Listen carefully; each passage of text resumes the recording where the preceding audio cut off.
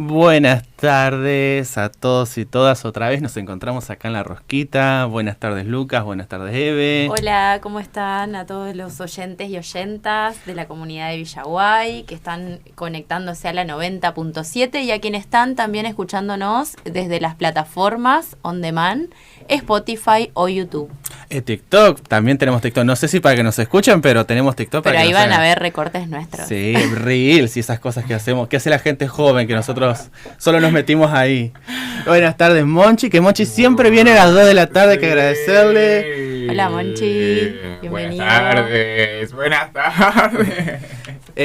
Bueno, hoy tenemos un programa especial. Todos son especiales igual. Todos nuestros programas son especiales. ¿De qué va a tratar hoy el programa? El programa de hoy es un especial sobre conmemoración al mes del orgullo, que decidimos denominarlo Soy lo que soy. Y un poco la propuesta es conversar desde diferentes aristas y con trabajos y proyectos a través de audios que hemos ido recolectando de amigues, compañeros que están en distintos puntos de Entre Ríos, Argentina. Porque somos muy así nacionales e internacionales. Casi que conseguimos un audio internacional.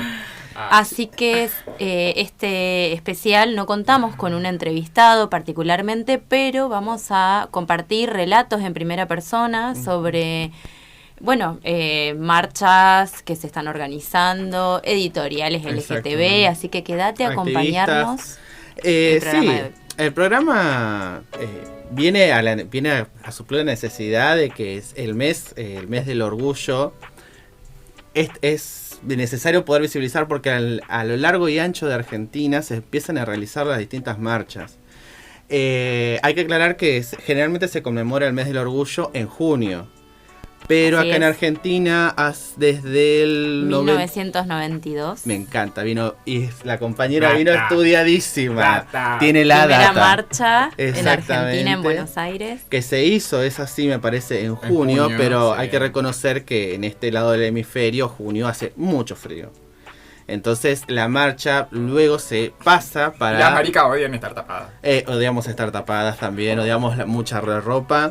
Pero también porque en noviembre se conmemora la primera reunión de Nueva Era. Claro. Que Nueva Era es la primera agrupación, si se podría decir, que comenzó en 1967.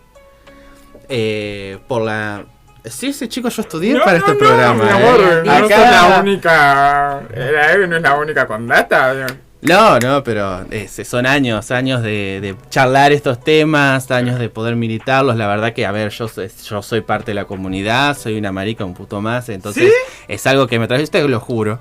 Es algo que me atraviesa, por eso siempre me pareció muy importante conocer nuestras historias de lucha. ¿Por qué?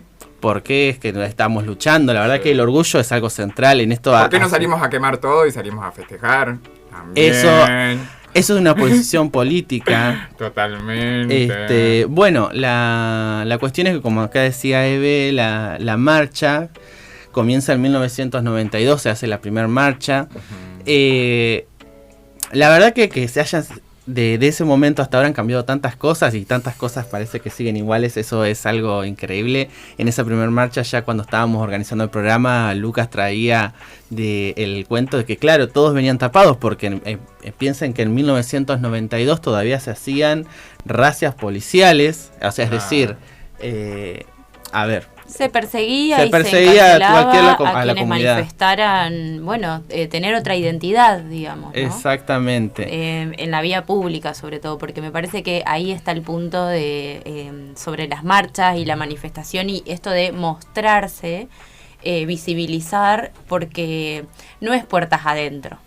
Es en la calle, en el espacio de lo público, donde, se ha disputado justamente la lucha por el derecho de la comunidad LGTB. Exactamente, me parece esto es central, el tema de la disputas en el espacio público. Porque si hay algo que históricamente se dijo, dentro de su casa hagan lo que quieran. Pero ese relegamiento, o sea, al espacio, no solo privado, porque no es que estamos hablando de lo público o lo privado, sino es un espacio de lo oculto y lo oculto, lo vedado y lo que puede salir a la luz, lo que se puede ver, claro, lo que es lo moralmente que se aceptable para la comunidad. Aún hoy, al día de hoy, muchas veces ocurre que hay parejas que se están, por ejemplo, besando en una plaza, como cualquier pareja heterosexual hecha y derecha. Claro. Hombre y mujer. Y no pasa nada hasta que es una pareja de dos maricas, de dos tortas, que la gente llama a la policía. Aún al día de hoy se comunica con la policía, dice que no puede ser, que hay niños. Entonces siempre se trata de esto de la disputa en lo que es lo público. Porque nosotros también tenemos derecho de poder amar en lo público, de poder disfrutar en lo público, de poder... Esta cuestión de orgullo es esa sensación de que a pesar de que nos quieran recluir, a pesar de que quieran otra vez llevarnos a un calabozo, pues me acuerdo que en algunas marchas era sobre todo de las trabas, al calabozo no volvemos nunca más, porque las trabas se las perseguía y se las metía a partir de estos códigos de contravención por ejercer la prostitución, se las metía presas, que en realidad se las metía presas para que sufrieran abuso, para que tuvieran violaciones. Exacto, y que tuvieran que pagarle a la policía para poder seguir ejerciendo la prostitución, pagarle tanto en dinero como también pagarle en servicios sexuales. Porque también hay eso, ¿no? Hay una cuestión de cuando uno lleva la clandestinidad a los cuerpos, a las personas, los obliga a estar en la marginalidad y a ser sujetos posibles o objetos de vulneraciones de sus derechos como personas, de sus derechos como trabajador, de sus derechos a la salud. En esto hoy estamos, capaz yo me estoy yendo un poco, vamos, por favor, interrumpanme. No, me encanta. Sí, pero en esta parte es necesario que cuando uno historiza, cuando uno hace parte de la historia, es necesario poder entender de que esto ocurrió, estamos hablando hace, si fue en el 92, 33 años. 33 años, no es nada.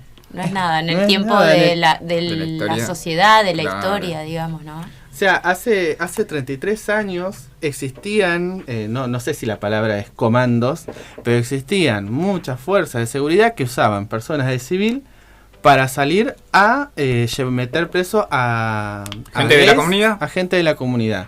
De manera civil, como cual, o sea, si fueran verdaderamente, eran un peligro a la comunidad. Porque siempre se los tomó como un peligro a la moral. Una moral cristiana, una moral, digamos... familia, patria y... Claro, y a... Dios, patria y familia. Me sacaste la palabra. Y ojo, yo desde mi punto no... si bien tengo mis diferencias con ese lema, en realidad nosotros también merecemos poder participar, nosotros también queremos formar una familia, también queremos ser parte de una patria, queremos construir una patria. Nosotros nos pensamos en comunidad, y en este pensamiento en comunidad es que, bueno, nos marginalizaban, nos corrían, no nos dejaban aprovechar, y empezamos a construir nuestra propia comunidad. Así es como van surgiendo, a partir de los 67 y en los 70, con el Frente de Liberación Homosexual, las primeras agrupaciones de carácter que eran integradas en primer momento por gays y lesbianas. Luego viene la dictadura, muchos se tienen que ser exiliados. Ahora va un audio muy lindo de alguien que escribe, que recopila relatos de gente que fue exiliada. Sí. Y bueno, ahí viene toda la parte de la dictadura y se retoma esto ya en la década de los 90 con Jáuregui, que es un exponente. Un referente en la comunidad. Él crea la comunidad homosexual argentina, la CHA. Y lo que él hacía como abogado, también hay que decirlo, como abogado, como persona de clase media alta, estudiada, que viajó, con posibilidad de acceso, estudios superiores, viajes. Exacto, era ir a los boliches en donde empezaban las racias. Las racias, para que la gente lo entienda, estabas vos en el boliche y rompía la policía y metía a todos presos por conductas inmorales. Era eso. O sea, esto pasaba en los 92. Pasaba cuando yo era chico. No es que pasaba, como uno dice, hace 60, 70 años, ¿viste? Uno imagina que eso, no sé, era hace 100 años. No. Cuando yo era chico, la policía llevaba preso a compañeros putos solamente porque conductas inmorales, que era nada más que estar disfrutando de su deseo. Sí, de la vida, de salir, de estar con alguien con quien se gusta, Exacto. de De poder levantar. besarse en la de calle, besarse, pero también chamullarse. exacto, todo eso que para el común de la gente era algo cotidiano, para nosotros estaba obligado a hacer algo en la oscuridad. Y cuando uno va haciendo eso también te lleva a lugares muy marginales, muy de lugares donde la posibilidad de que se vulneren tus derechos es muy alta. Porque tenés una sociedad que te está obligando a ir a los sitios más escondidos, te está obligando a ir a los sitios más oscuros, pero tampoco te permite, te dice, no, bueno, es en la parte privada, pero después no hay derechos que te sujeten, o sea, y ahí comienza también, no sé si puntualmente, ahí todas las luchas se van gestando históricamente desde a poco, nada comienza en forma o el 1 de noviembre de 1900, claro. No, pero comienza a pensarse en la ley de matrimonio igualitario. 2010, bueno, la lucha mucho antes, pero 2010 cuando se sanciona en nuestro país. Momento histórico para la comunidad. Hoy hablamos de Dios, Patria y Familia. Yo no sé, Lucas, vos estuviste vos éramos chicas. Yo no soy parte de ninguna comunidad. Sí, pero éramos muy chicos y ¿Pero no qué te teníamos significó? ¿Vos estabas enterado en ese momento sobre la ley? ley? Sí, yo estaba enterado, estaba más o menos al tanto. No estaba en ese momento, mi cabeza militante, digamos, pero sí seguí de cerca, digamos, todo lo que iba pasando, las contramarchas en el Congreso, que ¿se acuerdan? hubo. Todas las exposiciones en el Congreso fueron increíbles, pero por momentos no eran ridículas, porque los argumentos presentados en contra de la sanción de la ley eran, no sé, para mí era como escuchar algo que estaba en otra, no sé en qué realidad estaban observando cuando había gente que hacía muchísimos años que ya estaba reivindicando esta lucha, pidiendo por este derecho, que bueno, nada, no sé, recomiendo, debe estar esto en internet, los argumentos del 2010 de la gente en el Congreso, fueron horas y horas y horas de gente hablando. Movidas políticas, si recuerdan. Cristina se llevó a un senador, ¿era? De Néstor. Viaje. Néstor era. Néstor le dijo, necesito, uno que iba a votar en contra, necesito que vos estés, no me acuerdo a dónde. Nos vamos a Estados Unidos, todo pago, y el senador dijo, y eso fue un voto a favor. A ver, esto quiere decir que cuando hay voluntad política, los derechos y la justicia social que tanto uno le gusta fomentar, tienen posibilidades. No, uno puede tomar las calles, uno puede generar un montón de reclamos, pero si verdaderamente no hay una voluntad política de los estratos superiores, digamos de quienes manejan el poder político, no se va a conseguir nada. Yo en esto de que decían del matrimonio, fueron horas de escuchar a gente hablando. A ver, yo no sé cuánta de la comunidad, Exactamente, yo no sé cuánta gente nos está escuchando que es parte del colectivo, de la comunidad. Por las dudas, si alguien se quiere comunicar para poder contar alguna anécdota o algo, vamos a dejar un número acá. Sí, se pueden comunicar al 15 46 4109. Se comunican con nosotros, nos mandan un mensajito, un audio y lo compartimos acá. ¿Seguimos, mi amiga? Seguimos con ustedes. Mire, es muy fuerte. Para mí fue algo que me marcó mucho, pues yo sí estaba ya iniciando un poco mi recorrido político militante, quizás no organizado. Un AUS joven, lleno de esperanzas, de fuego, de ganas de vivir. Es muy fuerte cuando alguien escuchás a personas que están diciendo si te podés casar o no, si podés adoptar o no. Porque, ¿qué pasa? Previo a esto, yo venía toda la generación que nacimos en los 90 es una generación atravesada por el amor romántico. Es una generación atravesada por los relatos de yo me quiero casar, yo quiero tener un hijo, yo quiero formar una familia. Y me di cuenta de que yo no podía hacerlo cuando se puso en duda, cuando se puso en discusión. Yo me di cuenta que yo no podía. Lo del matrimonio igualitario totalmente. Exactamente. Adoptar. Yo no podía adoptar. O sea, no... En mi escasa formación, yo todavía no tenía esa lucidez para decir qué increíble, estas personas que ni siquiera son de la comunidad están diciendo con argumentos como somos pedófilos, con argumentos como biológicamente no pueden, o con argumentos como no, porque el matrimonio viene de mater y en realidad tendría que ser, y esto de no, pueden tener cosas pero no, hasta Claro. ahí. No, que no sea matrimonio, que sea unión civil. Esa unión civil, exactamente. Bueno, dijiste lo de pedófilos, de discursos del 2010 que se repiten hoy. Que en se el están 2005. volviendo a repetir en esta ola de discursos de odio, donde ahí entra directo la comunidad LGTB, ¿no?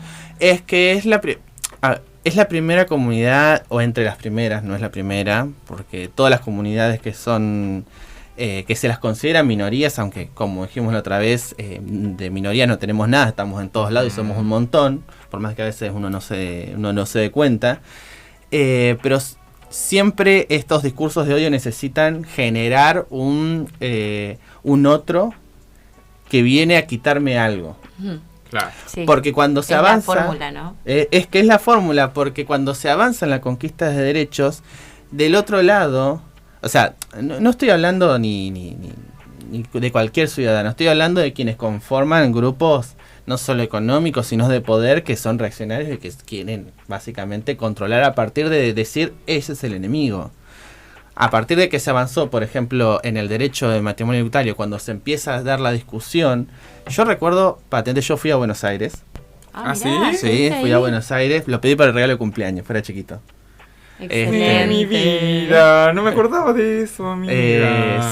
Sí, lo pedí como regalo porque era por ahí, le dije, yo quiero ir, yo quiero estar, porque esto para mí me parece central.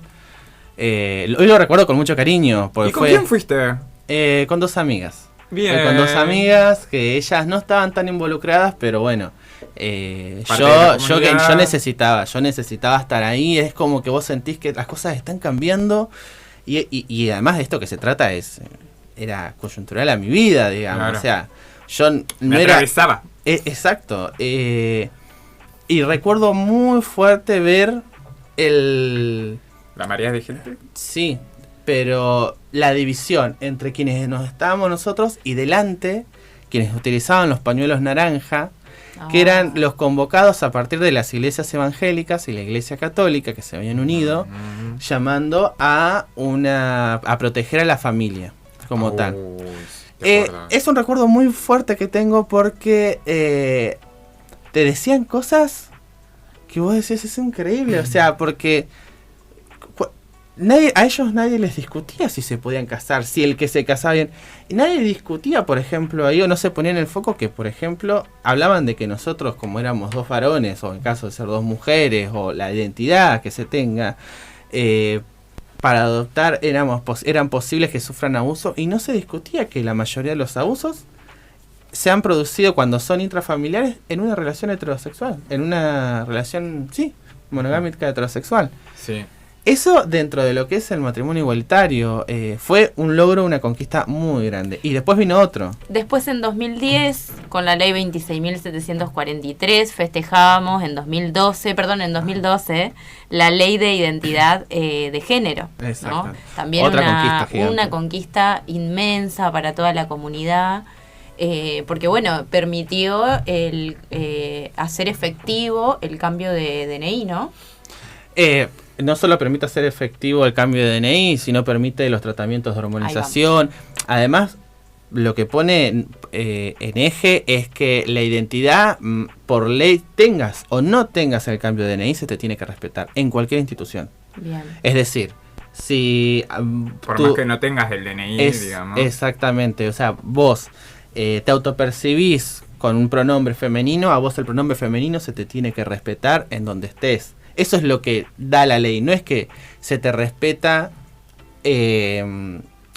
a partir de que vos tenés, formalmente solo por el DNI, sino que si vos estás, por ejemplo, en la universidad y tu DNI tiene un pronombre masculino y vos aclarás y decís mi pronombre es femenino, la universidad te lo tiene que respetar. La universidad y todas las instituciones, porque también en las escuelas secundarias lo vemos muchísimo, ¿no? En esto de la búsqueda de la construcción por la identidad en las adolescencias. Y ahí sugiero, recomiendo y bueno, y hago el mismo ejercicio de aceptar que nuestros estudiantes nos digan cómo quieren ser llamados por nosotros los docentes, nosotras las docentes, más allá de tenga o no el cambio de DNI, ¿no? No, Interesante totalmente. eso porque construye otro vínculo en el aula, hace posible otro tipo de trabajo, que es el de la enseñanza y el aprendizaje, específicamente en las escuelas. Y bueno, en la misma línea en la que estamos hablando, este fin de semana se festeja en Paraná, porque en Buenos Aires fue la semana pasada, Exactamente. la marcha, y este fin de semana, sábado 8 de noviembre, se festeja en Paraná. A partir de las 5 de la tarde. Así es, y para eso le pedimos a una amiga, una compañera, Le agradecemos, militante, por y le supuesto. agradecemos que nos haya compartido un audio. Ella es Eva, para muchos. Y bueno, queremos compartir lo que ella nos convidaba a través de este audio. Buenas, soy Eva, integrante de la Asamblea de la Marcha del Orgullo Disidente de Paraná. Este año estamos celebrando el 10º aniversario de esta organización de rosca, encuentro, militancia, de lucha colectiva, y lo vamos a estar celebrando este sábado 8 de noviembre a partir de las 5 de la tarde. Nos encontramos en Casa de Gobierno, donde vamos a hacer la concentración y la lectura del documento. Luego vamos a marchar sobre calle Alameda de la Federación hasta llegar al monumento en el Parque Urquiza, donde vamos a realizar el Festival Disidente con más de 20 artistas sobre el escenario, todos artistas locales y de la comunidad LGBT, DJs, drags, performers, poetas, cantantes, bailarines. También va a haber una feria de emprendedores, va a haber para realizarse testeos de VIH y vamos a volver a hacer la exposición de nuestra muestra fotográfica del archivo colectivo de los 10 años. Este año vamos a marchar bajo el lema Orgullo Antifascista, Memoria, Lucha y Organización.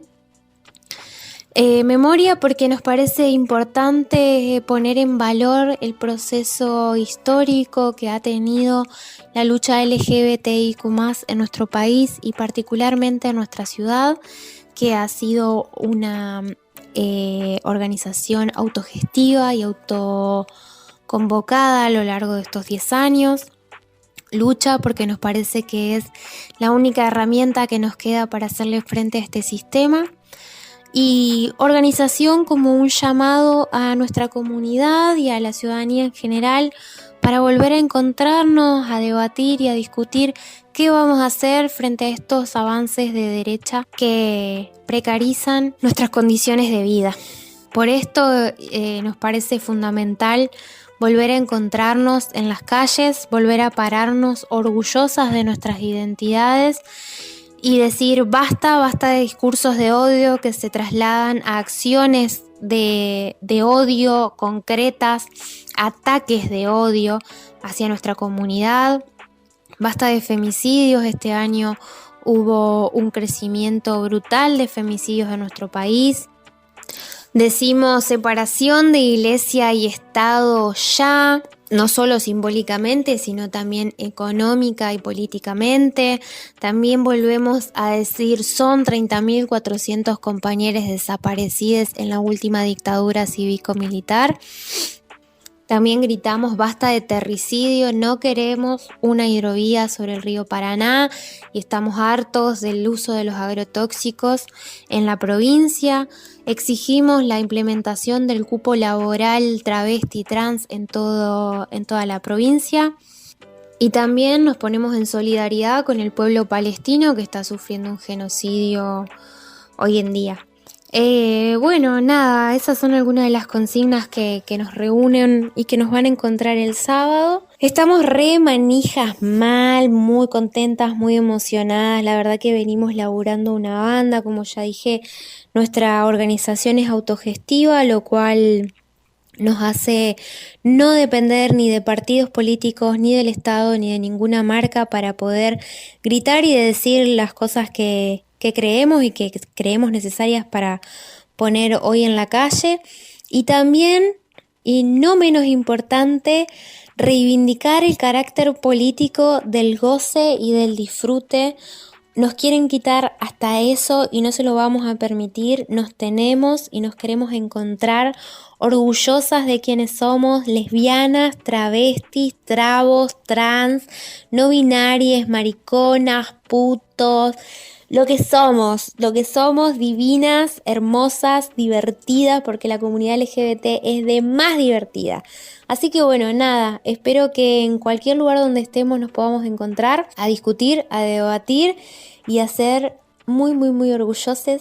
No nos queda otra, chiques, más que esto. Gracias por el espacio, les mando un abrazo fuerte y un besito a mi amicha la Eve. Chao, gracias por este espacio. Y espero algún día ir.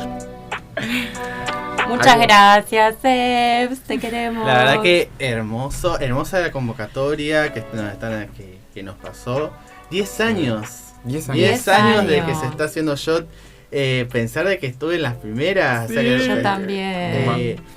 ¿Vos también? Sí, estuvimos en las primeras en las primeras asambleas de organización de la marcha en Paraná. Rescato mucho que es lo que nombra ahí, que es autogestiva.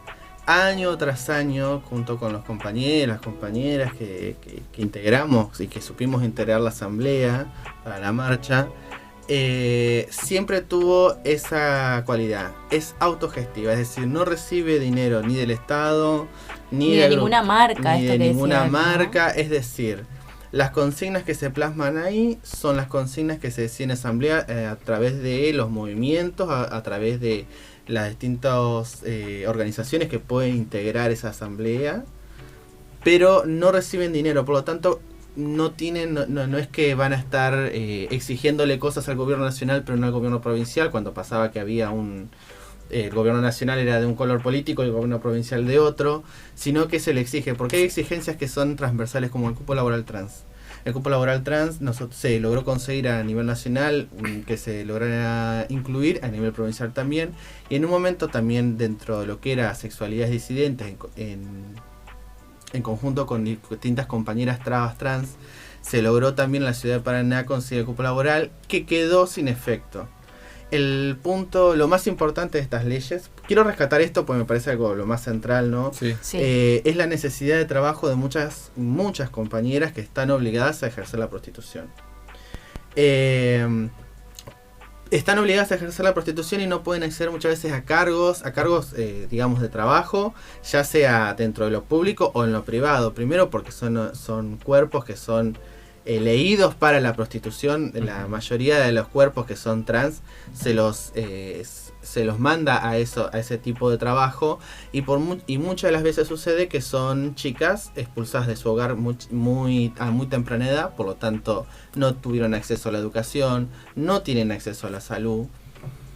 Y los primeros cupos que hablaba de los cargos de idoneidad, que eso es lo que quiero puntualmente ir. Hay un tema muy importante que cuando se habla del cupo es la idoneidad para ocupar el puesto. Nadie discute de que alguien que no estudia medicina no va a ocupar un cargo de medicina. Claro. Pero pedirle idoneidad muchas veces limita un montón el acceso a estos cupos, que es algo central. Tenemos muchísimas compañeras, se han muerto muchísimas compañeras también, eso hay que reconocerlo. Recuerdo el último caso de La Loba, allá en la ciudad de Paraná, que fue una compañera que escribió, la mataron, ¿no? Sí, pero no solo, la muerte de ella es el final, el último momento de todo un camino de olvido.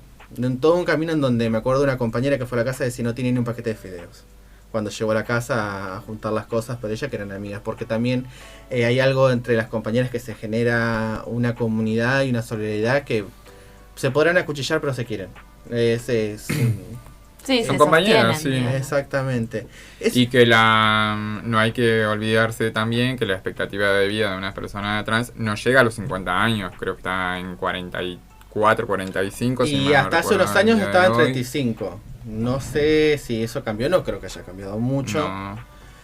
También tenemos otro audio. Sí, a propósito de esto, nos preguntamos en la reunión de preproducción qué sentido tiene salir hoy a las calles a marchar por el orgullo. Y para eso tenemos otro audio. Ajá, de Kaylee, La verdad que ella es una compañeraza, militante de toda la vida. Ella estuvo también en todas las partes que yo he contado. Sí. Ella ha estado presente, sí. Así que escuchamos y compartimos con todas y todos ustedes el audio de Kaylee González. Hola, soy Kaylee González, activista y militante travesti. ¿Qué representa o qué significa para mí el orgullo? El orgullo en un mundo diseñado para unos pocos, y más aún cuando la heterosexualidad como régimen político instruye, digamos, un sistema binario entre mujeres y varones e intenta cloacalizar bajo ese régimen que está instrumentado por un sistema capitalista y patriarcal, intenta cloacalizar las identidades sexogenéricas disidentes. El orgullo tiene que ver con una resignificancia de las luchas a partir de donde se comienzan a conquistar aquellos derechos, digamos. El orgullo no solo tiene que ver con que mi identidad es mencionada, es reconocida, o, vamos a poner entre comillas, algunos de esos derechos inscriptos en la ley, garantizados, sino que tiene que ver con esa lucha y en esos procesos históricos donde hemos podido hacer comunidad como colectivo para poder enfrentar frente a estos estados, valga la redundancia, que frente al Estado y los estados en todo el mundo, para que nuestros derechos sean reconocidos. Aún, digamos, esa disputa sigue en pie porque, por ejemplo, mi identidad dice Kaylee Regina González, mujer, y yo lucho por un mundo en donde mi identidad sea reconocida como tal, y reivindique ese derecho a la coexistencia de mi identidad y de mi corporalidad. O sea, diga Kaylee Regina González travesti.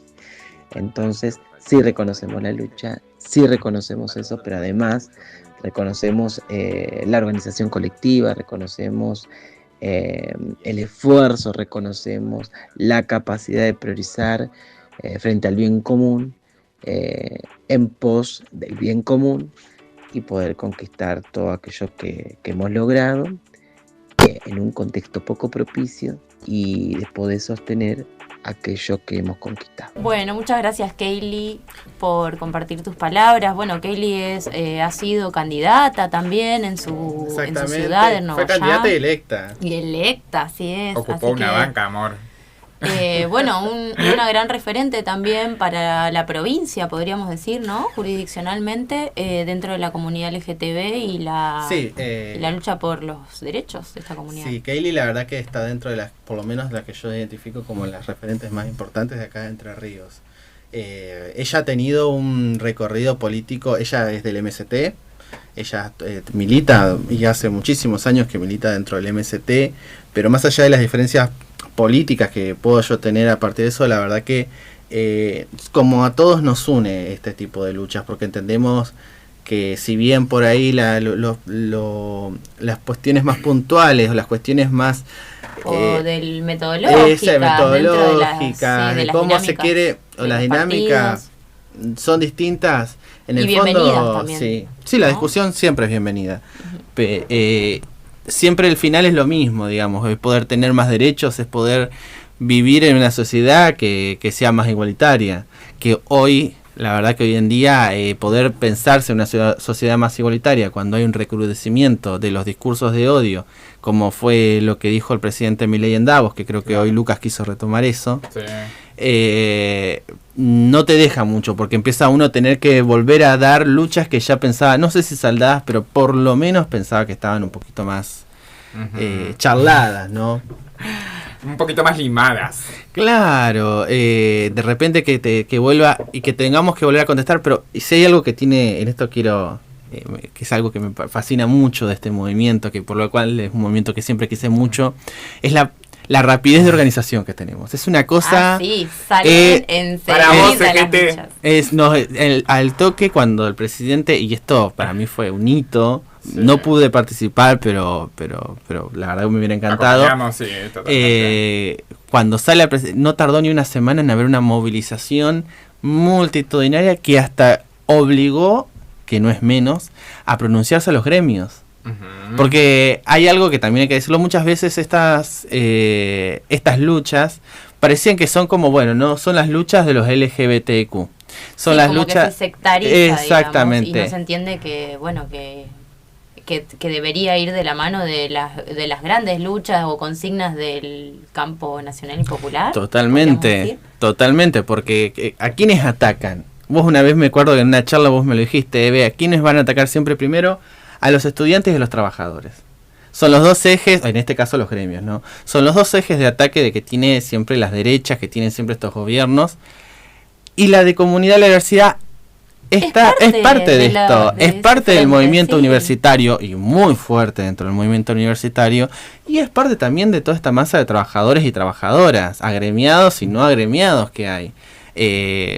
Recuerdo, me hizo acordar una película en donde de manera muy satírica habla de un momento en donde se llama huelga a toda la comunidad. Creo que es una película estadounidense, no me acuerdo ahora el nombre. Y era muy divertido porque de repente cerraban un montón de cosas. La mitad de la fábrica te cerraba. Porque vuelvo a decir lo mismo, estamos en todos lados.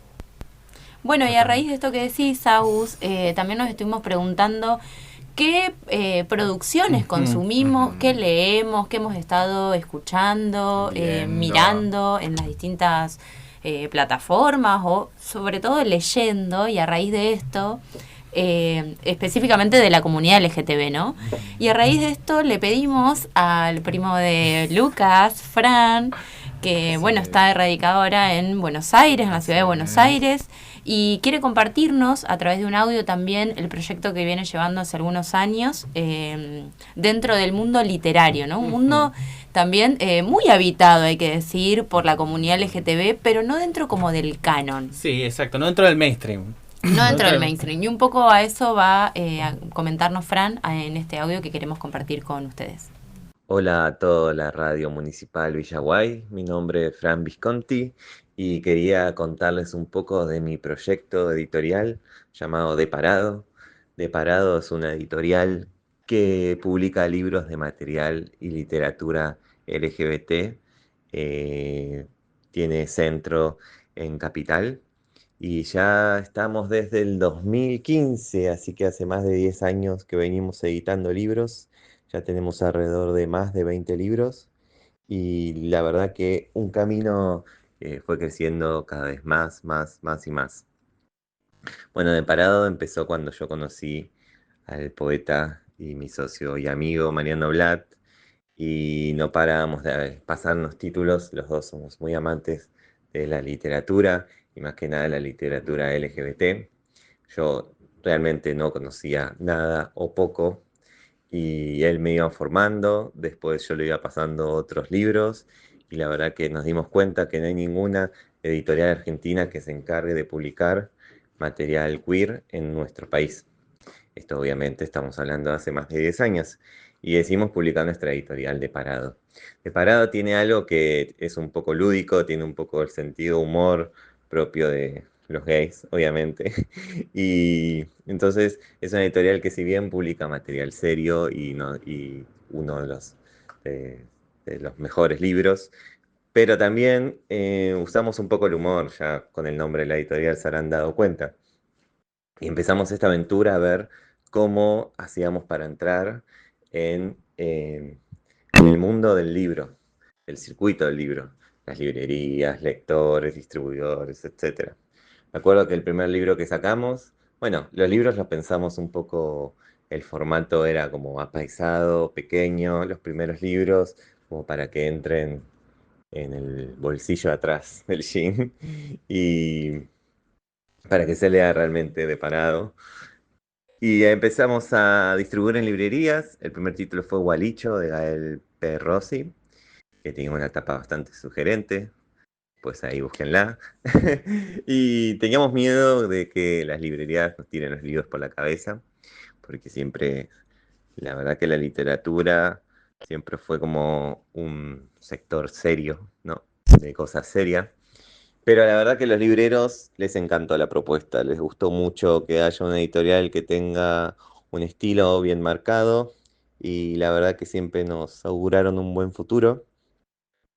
Seguimos publicando títulos empezamos a publicar voces nuevas, como los cuentos Antinader, como Ferni Cosiac, que es de Paraná, Entre Ríos. Pusimos un poco federales ahí. Publicamos a Alejandro López, publicamos las columnas de Pablo Pérez, las crónicas de viaje de Martín Villa García. Y en un momento empezamos a publicar títulos que estaban descatalogados o inconseguibles. Por ejemplo, empezamos a publicar a Blas Matamoros, que Blas Matamoros fue uno del Frente de Liberación Homosexual, que en la dictadura se tuvo que ir. Y en los 80 publicó una novelita muy linda llamada Las Tres Carabelas, que pasó desapercibida, porque bueno, el autor estaba exiliado y acá fue una editorial, lo publicó una editorial pequeña, una historia de amor increíble entre un chico que se enamora de su mejor amigo y va pasando el tiempo y el mejor amigo desaparece. Bueno, una novelita hermosa que reeditamos hace un par de años y que nos fue muy bien. Y después otro libro que yo siempre quise reeditar, que es un libro que salió en Barcelona en los 80, que es como son las memorias de Héctor Anavitarte, que Héctor Anavitarte fue el creador del grupo Nuestro Mundo, que después derivó el Frente de Liberación Homosexual, muy importante para la militancia argentina. Un libro hermoso, muy, muy lindo, se llama Estrechamente Vigilados por la Locura. ¡Fua, qué título! Y también empezamos a reeditar las novelas lésbicas de María Felicita Jaime, que era militante feminista en los 90, que sacó unas novelas muy divertidas a principios de los 90, pero como ella estaba viviendo en España, nunca se publicaron en Argentina. La autora falleció en 2017 y nunca pudo ver su obra editada en el país, y nosotros estamos haciendo una especie de homenaje, que la verdad, Chris y Chris, el primero, es nuestro Greatest Hits, ya va por la 4ª reedición, y la gente sigue comprando. Y publicamos este año, reeditamos Asfalto, de Renato Pellegrini, que fue la primera novela explícitamente homosexual publicada en el 64, que cuando salió el autor tuvo una denuncia y tuvo un juicio, casi va preso, pero que lo perdió, y el libro nunca más se reeditó ni nada. Así que este año le hicimos un homenaje a Renato Pellegrini y su Asfalto. Pero también obviamente seguimos publicando voces nuevas. Ahora publicamos el último título, se llama Baden-Rao, que es una de Fischer. Fischer es un autor que encontró cuando era joven en los 80 unas cartas de amor, y es una historia de amor lésbica entre dos compañeras de colegio. Muy lindo. Eso es lo último que sacamos y ahora vamos a descansar. Y no paramos de pasarnos títulos, los dos somos muy amantes de la literatura y más que nada la literatura LGBT. Yo realmente no conocía nada o poco y él me iba formando, después yo le iba pasando otros libros y la verdad que nos dimos cuenta que no hay ninguna editorial argentina que se encargue de publicar material queer en nuestro país. Esto obviamente estamos hablando de hace más de 10 años y decidimos publicar nuestra editorial De Parado. De Parado tiene algo que es un poco lúdico, tiene un poco el sentido humor propio de los gays, obviamente. Y entonces es una editorial que si bien publica material serio y uno de los mejores libros, pero también usamos un poco el humor, ya con el nombre de la editorial se habrán dado cuenta. Y empezamos esta aventura a ver cómo hacíamos para entrar en el mundo del libro, el circuito del libro, las librerías, lectores, distribuidores, etc. Me acuerdo que el primer libro que sacamos, bueno, los libros los pensamos un poco, el formato era como apaisado, pequeño, los primeros libros, como para que entren en el bolsillo atrás del jean y para que se lea realmente de parado. Y empezamos a distribuir en librerías. El primer título fue Gualicho, de Gael P. Rossi, que tenía una tapa bastante sugerente, pues ahí búsquenla. Y teníamos miedo de que las librerías nos tiren los libros por la cabeza, porque siempre, la verdad que la literatura siempre fue como un sector serio, ¿no? De cosas serias. Pero la verdad que a los libreros les encantó la propuesta, les gustó mucho que haya una editorial que tenga un estilo bien marcado y la verdad que siempre nos auguraron un buen futuro. Seguimos publicando títulos, empezamos a publicar voces nuevas como los cuentos Santinader, como Ferni Cosiac, que es de Paraná, Entre Ríos, pusimos un poco federales ahí. Publicamos a Alejandro López, publicamos las columnas de Pablo Pérez, las crónicas de viaje de Martín Villa García. Y en un momento empezamos a publicar títulos que estaban descatalogados o inconseguibles. Por ejemplo, empezamos a publicar a Blas Matamoros, que Blas Matamoros fue uno del Frente de Liberación Homosexual, que en la dictadura se tuvo que ir. Y en los 80 publicó una novelita muy linda llamada Las Tres Carabelas, que pasó desapercibida, porque bueno, el autor estaba exiliado y acá fue una editorial, lo publicó una editorial pequeña, una historia de amor increíble entre un chico que se enamora de su mejor amigo y va pasando el tiempo y el mejor amigo desaparece. Bueno, una novelita hermosa que reeditamos hace un par de años y que nos fue muy bien. Y después otro libro que yo siempre quise reeditar, que es un libro que salió en Barcelona en los 80, que es como son las memorias de Héctor Analitarte, que Héctor Analitarte fue el creador del grupo Nuestro Mundo, que después derivó el Frente de Liberación Homosexual, muy importante para la militancia argentina. Un libro hermoso, muy muy lindo, se llama Estrechamente Vigilados por la Locura. ¡Fua, qué título! Y también empezamos a reeditar las novelas lésbicas de María Felicita Jaime, que era militante feminista en los 90, que sacó unas novelas muy divertidas a principios de los 90, pero como ella estaba viviendo en España, nunca se publicaron en Argentina. La autora falleció en 2017 y nunca pudo ver su obra editada en el país, y nosotros estamos haciendo una especie de homenaje, que la verdad, Chris y Chris, el primero, es nuestro Greatest Hits, ya va por la 4ª reedición, y la gente sigue comprando. Y publicamos este año, reeditamos Asfalto, de Renato Pellegrini, que fue la primera novela explícitamente homosexual publicada en el 64. Que cuando salió, el autor tuvo una denuncia y tuvo un juicio, casi va preso, pero que lo perdió, y el libro nunca más se reeditó ni nada. Así que este año le hicimos un homenaje a Renato Pellegrini y su Asfalto. Pero también obviamente seguimos publicando voces nuevas. Ahora publicamos el último título, se llama Baden-Rao, que es una de Fischer. Fischer es un autor que encontró cuando era joven en los 80 unas cartas de amor, y es una historia de amor lésbica entre dos compañeras de colegio. Muy lindo. Eso es lo último que sacamos y ahora vamos a descansar. Bueno, agradecemos ahí a Fran Visconti por esta recomendación. Invitamos a todos, todas y todos quienes están del otro lado que sigan el Instagram de esta editorial argentina, soñada por dos gays. Las buscan como de_parado. Y a propósito de esto, también le consultamos acerca de la última marcha que se realizó en la ciudad de Buenos Aires. Y Fran nos comentaba esto al respecto. Para la editorial, la Marcha del Orgullo, a la que voy hace varios años sin faltar, creo que falté un solo año.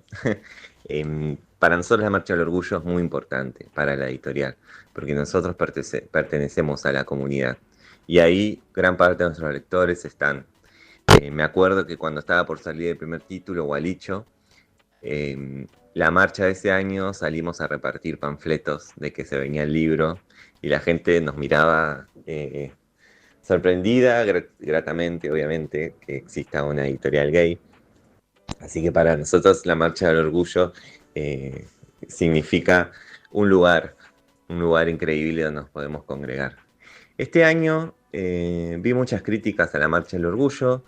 Lo que sí se vio es que las carrozas se disminuyeron a la mitad. O sea, hubo la mitad de carrozas que otros años. Antes había muchas carrozas de casi todos los grupos políticos.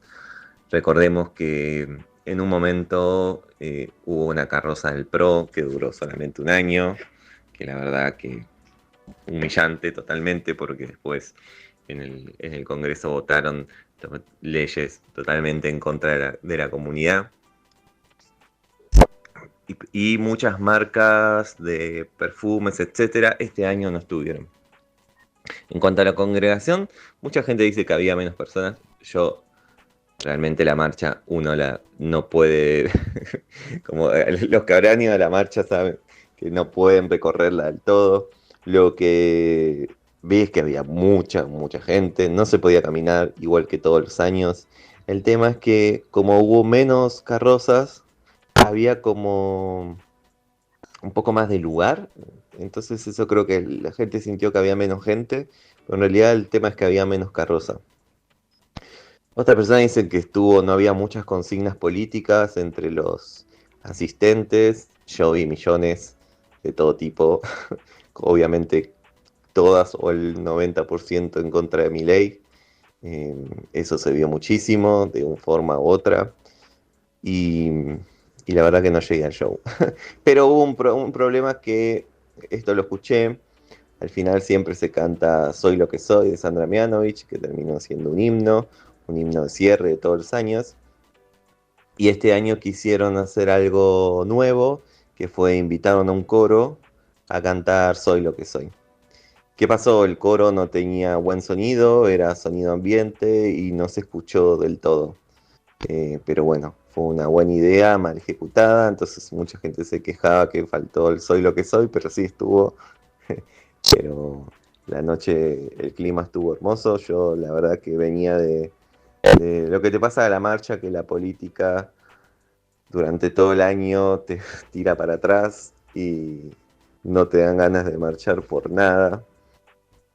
Pero cuando estás ahí y ves toda esa masa de gente, te da energías para el resto del año. Yo la verdad que defiendo totalmente la marcha. Estoy a favor de la gente que habla mal de la marcha. Cuando la gente dice que no lo representa, creo que debería ir a la marcha para que lo represente. Así que nada, espero que el año que viene seamos mucho más que dos, como dicen. Mando un saludo grande a todos. Muchas gracias por compartir la experiencia de la Marcha 2025 este año en Buenos Aires, que la consigna fue frente al odio y la violencia, más orgullo y unidad. Así que si no te sentís representado, participa, anda, juntate, busca representarte, hace comunidad, sumate, sí. Sumate en este presente y hace presencia.